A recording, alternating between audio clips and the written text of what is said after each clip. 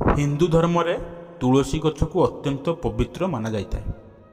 ए गछरे भगवान विष्णु एवं माता लक्ष्मी को वास होता है बोली कहुए। तुलसी को विष्णुप्रिया कहुए। तेणु जो व्यक्ति प्रतिदिन तुलसी पूजा करता तार केबे दुर्गति हो न था। तेबे तुलसी को जल देले कौन लाभ मिले ता आज आम ए पोस्ट माध्यम कहबू।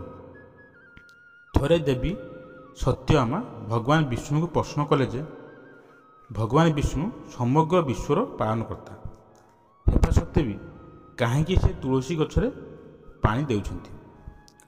उत्तर रे भगवान विष्णु कहते जे तुलसी गछ साक्षात माता लक्ष्मी को रूप अटे। यही गछरे जल चढ़ाइले मनीष शत शत पापरू वर्ती जाए। यह बुझाइवाकू जाई भगवान विष्णु ए कथा शुणाइछंती जीए प्रतिदिन तुलसी मूल पानी ढाले सबु पाप दूर हो जिवो।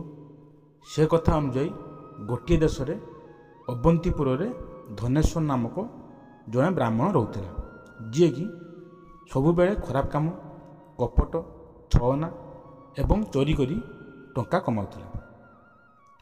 दिन रे चोरी एवं राति रे बेश्यांक सहित राति बिताउला। थरे से हरिद्री बिक्री पाई महेंद्रपुर पहुँचला एवं नर्मदा नदी कूल थिबा संत महात्मा रोथिबा कुटीर एक मास रही सेमानक सहित भगवान विष्णु को पूजा अर्चना एवं अजाणत तुलसी गछरे जल अर्पण कला। थरे से शोइथिबा समय निदरे साप कामुड़ी देवारु तार मृत्यु हो गला। सकाळु कुटीर रे थिबा साधु माने तांको मुहरे तुलसी पत्र एवं जल देले।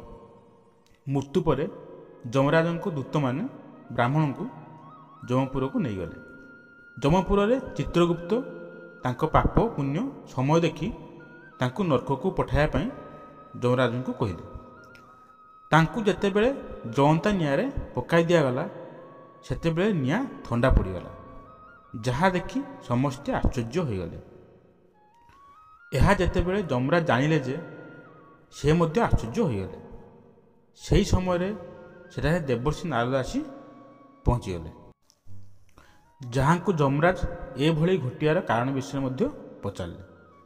से जने ठक पापी दुराचारी ब्राह्मण नरकरे पड़िया परे नरक कहीं ठंडा हो जाउची।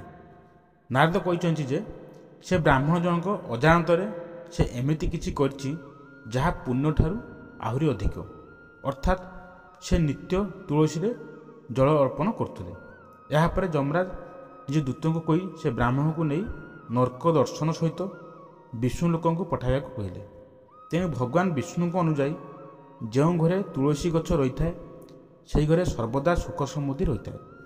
जो व्यक्ति नित्य तुलसी रे पूजा करिथाए तार सब पाप दूर होता है। वास्तुशास्त्र रे तुलसी गछ को सठिक भाव रखा पाई अनेक खास नियम प्रणयन कराई। तेणु तुलसी पूजा एवं तुलसी गछ को जी डेली पानी दिए तार सब पाप धोई हो जाए। आज ये पोस्ट आपण मान केमिति लागला कमेंट जणाइबे एवं भक्ति सहकारे कमेंट जय विष्णु बोली कमेंट लिखि दियंतु एवं ये भिडियो आगू देखा आम यूट्यूब चैनल को सब्सक्राइब कर दियंतु। धन्यवाद।